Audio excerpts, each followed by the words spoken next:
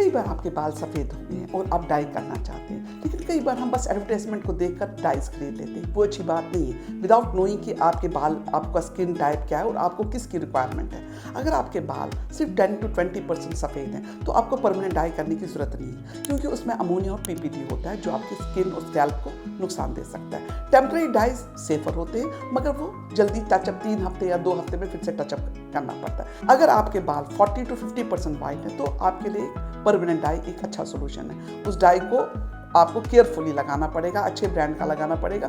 हो सके तो अपने डर्मेटोलॉजिस्ट से सलाह लीजिए। चलिए जानते हैं हमारे बाल काले क्यों होते हैं। पहले हमारे बाल काले होते हैं क्योंकि हमारे बालों में एक सब्सटेंस होता है, उसको बोलते हैं मेलाटिन। मेलाटिन हमारे बालों को ब्लैक कर देता है और उससे हमारे बाल ब्लैक हो जाते हैं। लेकिन जो ही मेलानिन हमारे बालों में कम हो जाता है, कई कारण हैं इसके कम होने के। अगर आपके बाल 25-26 में सफ़ेद होने लगे तो इसका एक इम्पॉर्टेंट कारण हो सकता है जेनेटिक्स।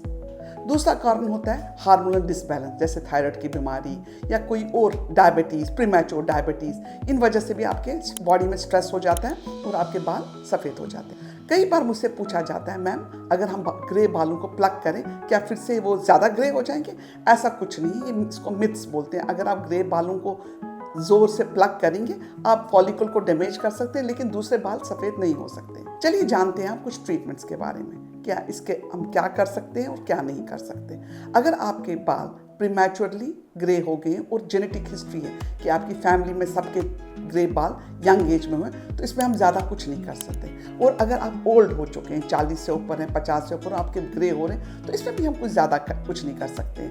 लेकिन अगर आपके बाल ग्रे हो रहे हैं because of lifestyle, vitamin B12, zinc की कमी या विटामिन डी की कमी भी देखी गई है कि जिनके बॉडी में विटामिन डी की कमी है उससे भी बाल सफ़ेद हो जाते हैं। तो इन चीज़ की कमियों को पूरा करने से हमारे बाल वापस काले हो सकते हैं। चलिए जानते हैं ट्रीटमेंट के बारे में। अब ट्रीटमेंट्स क्या हैं? या तो आप अपनी लाइफस्टाइल चेंज कीजिए, आप पोल्यूशन, स्मोकिंग क्विट करें। दूसरे जो हम कर सकते हैं कि आप high doses of zinc and copper ले लें। कुछ ट्रीटमेंट्स हैं जैसे कि पाबा टैबलेट्स। अगर आप पाबा ले लें, साइंटिफिक स्टडीज़ हुई कि पेशेंट्स ने पाबा टैबलेट्स लिए तो जो उनके जो सफ़ेद बाल थे वो काले हो गए। लेकिन फिर देखा गया कि पाबा को स्टॉप करने के बाद फिर से वो बाल ग्रे हो गए।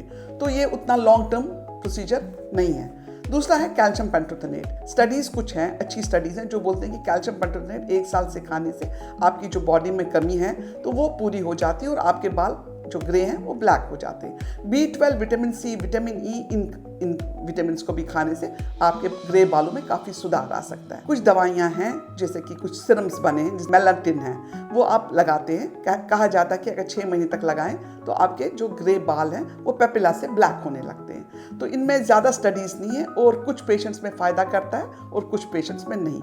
आई होप मेरा वीडियो अच्छा लगा। अगर आपको वीडियो अच्छा लगा तो ज़रूर सब्सक्राइब कीजिए और लाइक कीजिए।